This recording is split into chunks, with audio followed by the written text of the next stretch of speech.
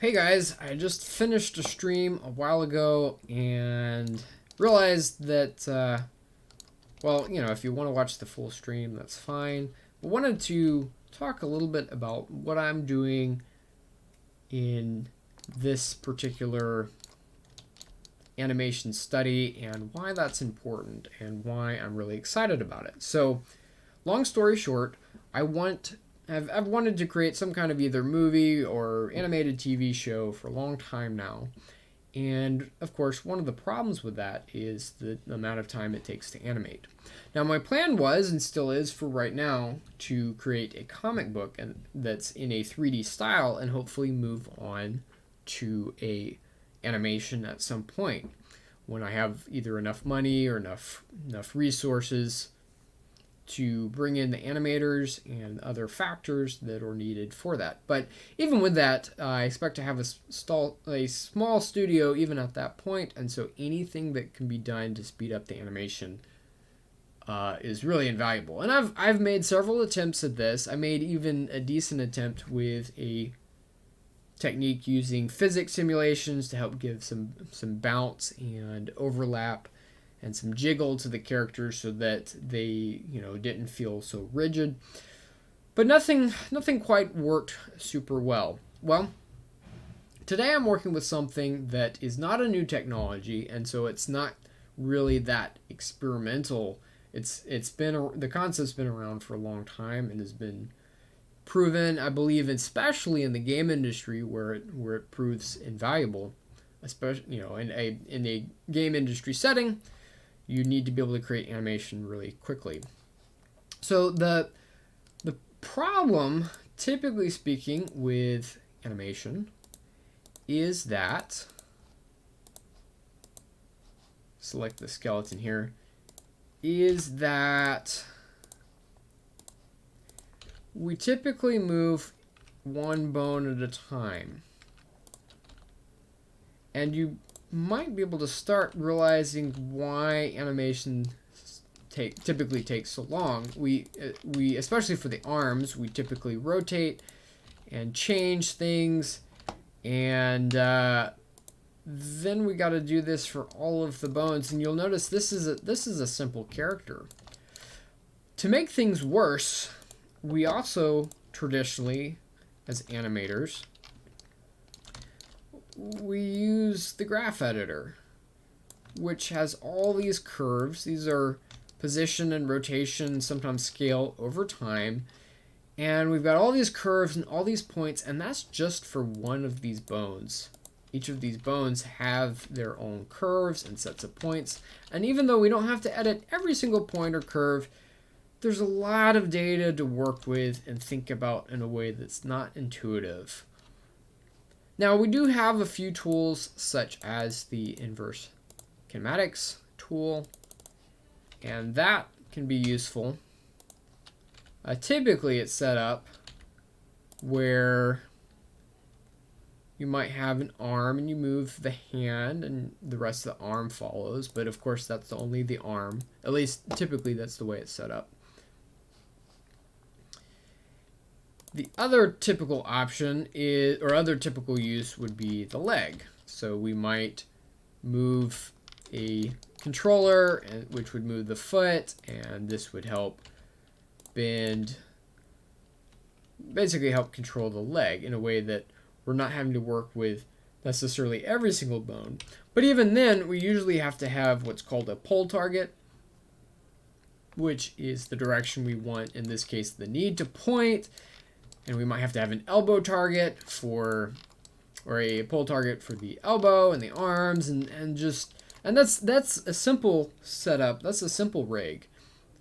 Often for a more complex character, we got I forget how many controls, bones, and other pieces, but it's a lot.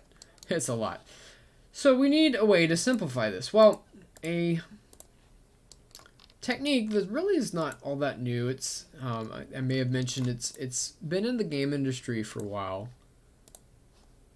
Actually, I believe it's been in the game industry for a long time, and it's something called full body IK.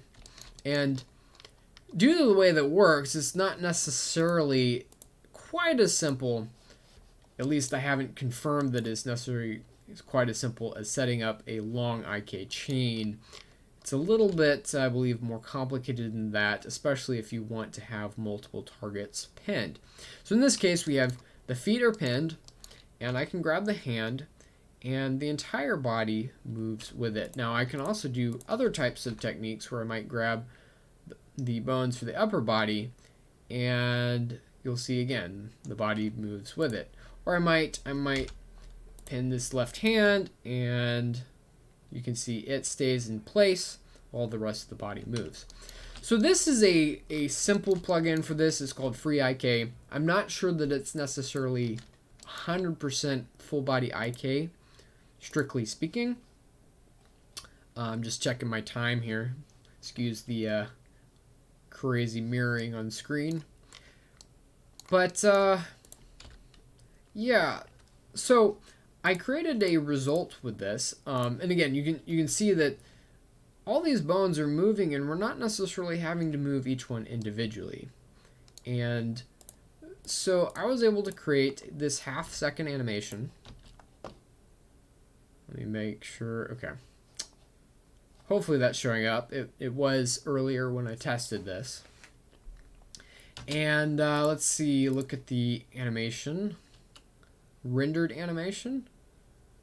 So, you know, this is not going to win any Academy Awards, but it shows the basic idea and fairly fluid.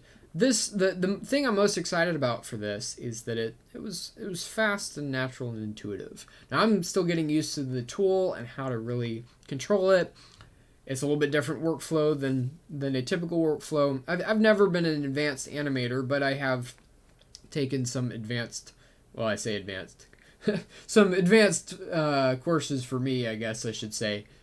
So, you know, I get the process of how animation typically works and how complicated it can be. But this felt good. It really didn't take that long. And so I'm hoping in the future to take this and start using it for more complicated characters. But even in the near future, basically taking the simple character and maybe doing some live streams showing the animation process and just me learning how to use it, how to make the most of it, and hopefully combine it with some other, at least one, maybe a couple different technologies, different tools to make it even faster or, you know, at least more complicated while also maintaining the speed. So all that to say, again, pardon the pop-up here, all that to say, I'm really excited about this, and I'm hoping to be able to create, again, more videos, more content, and really show, really basically kind of to really take this to the next level and really have an opportunity to create animation in a way that's, you know, it's not magically fast, but it is much faster than a typical traditional workflow, and to be able to take that to the next level for more complicated projects. So if you're interested in checking that out, please subscribe, and I believe that's it. There's probably something I forgot in the explanation, but at any rate, hopefully I can do more of these and continue to show and explain how powerful and how cool this really is. Take care, guys.